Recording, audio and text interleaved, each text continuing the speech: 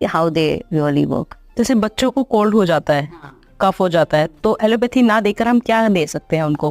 पहले 200 ml का पानी गर्म कीजिए, उसको बंद कर दीजिए। सो उसके अंदर एक पॉड ऑफ गार्लिक, थोड़ी सी सिनेमन एंड थोड़ी सी सौंफ, ये डाल के उसको 25 मिनट उसको रहने दीजिए वो पानी। एंड फिर थोड़ा सा honey just for their taste, थोड़ा सा हनी वार्म होने के बाद हनी डालेंगे, थोड़ा सा नींबू डालेंगे और उनको पूरे दिन में 3 टाइम ये पिलाएंगे। Okay. And it will really soothe their throat. ज़्यादातर दिल्ली में ये प्रॉब्लम बहुत है,